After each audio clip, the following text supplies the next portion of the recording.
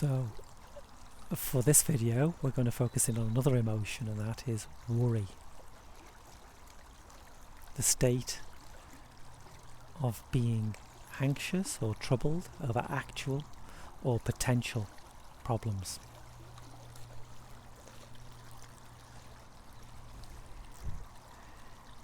I mean, worry is something I'm sure that we are all intimately familiar with. The state of being anxious or troubled over actual or potential problems. So, there seem to be an infinite number of things we can worry about, or we can spend every waking hour worrying, and most of the night worrying, and some unfortunate people live that hell.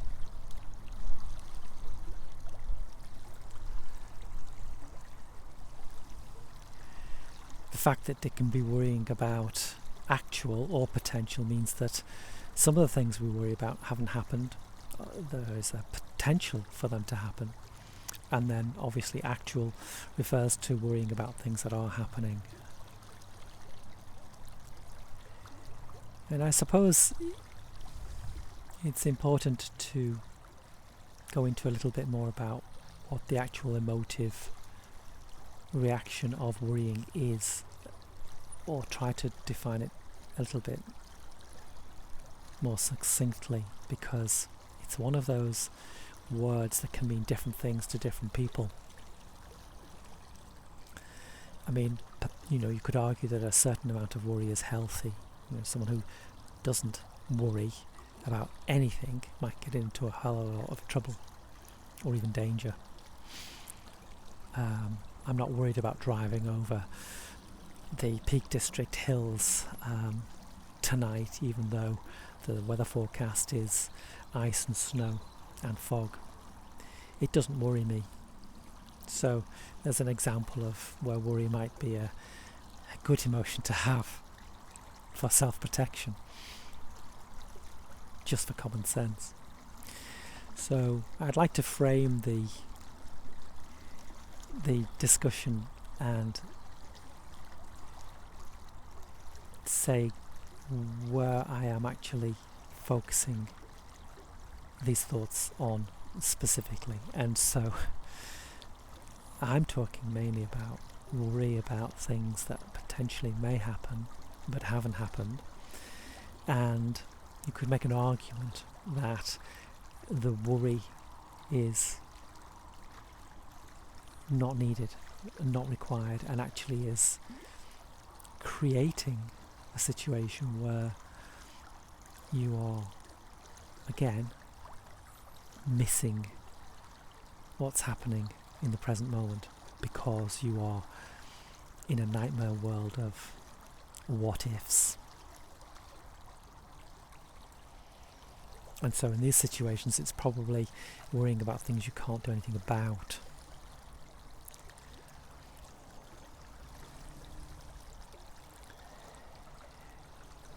So it's not worry that could be argued to be prudent and rational, but it is the worry about events that may or may not unfold, but that A, you haven't got any control of, and B, there's no clear indication that they actually will even happen. And the world I'm trying to move into here is the world that a lot of people live in.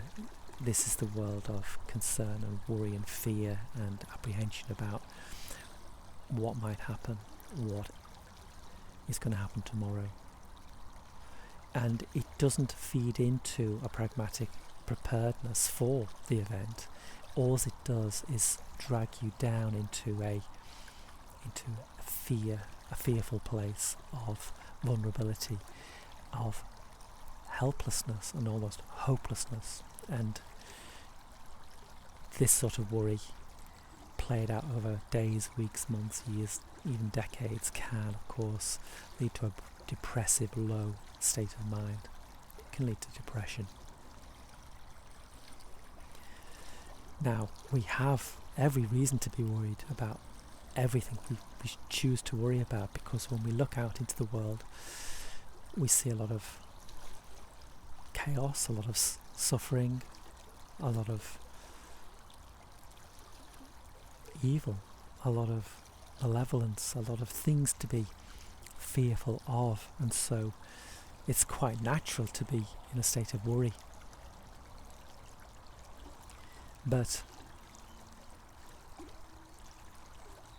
there is a deeper sense of being that we've spoken about in the past that sits behind those emotions and that can witness those emotions and isn't those emotions.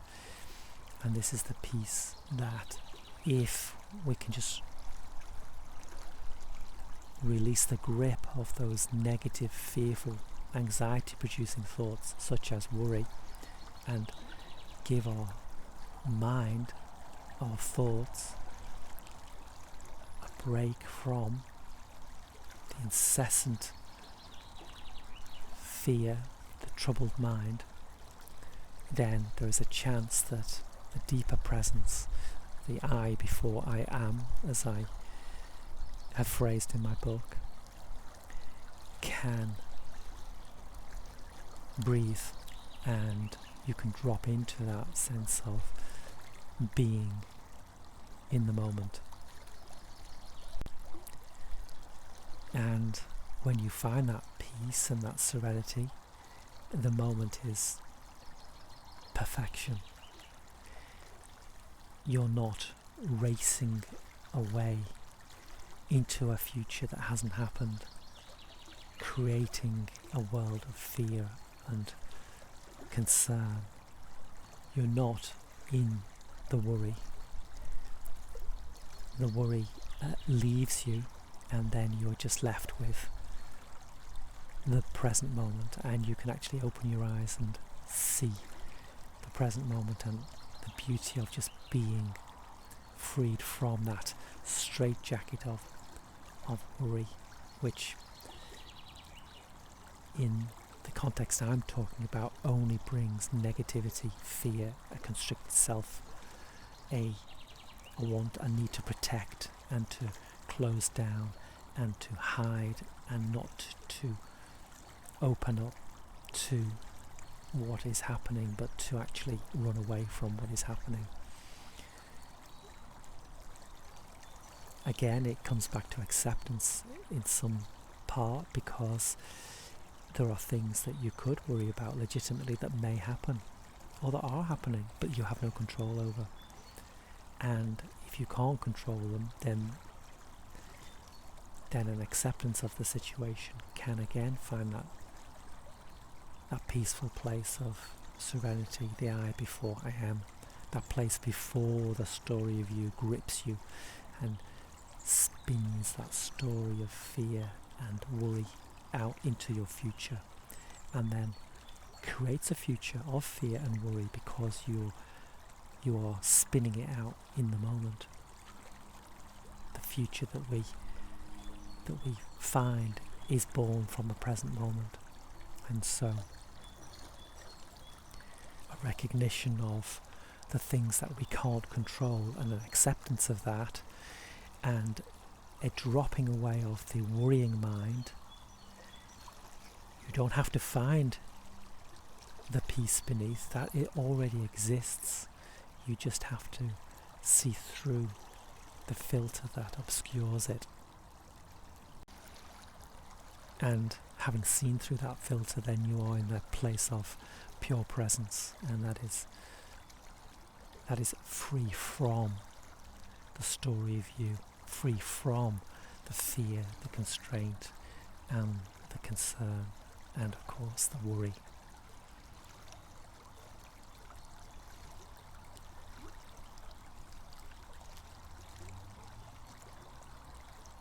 Again, I'll emphasize that worrying about actual things that are happening or future things in the context of creating pragmatic actions that protect yourself and other people, then that is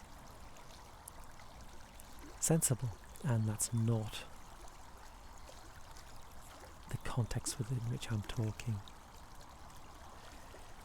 So if you can't find anything nurturing and useful in the worry, then it's not helping. It is defining a version of you that isn't fulfilling that potential. That potential comes from the unlimited source within the I, before I am, that is devoid of those stressful, anxiety-producing thoughts that are underpinned by a default position for most people of worry or worrying.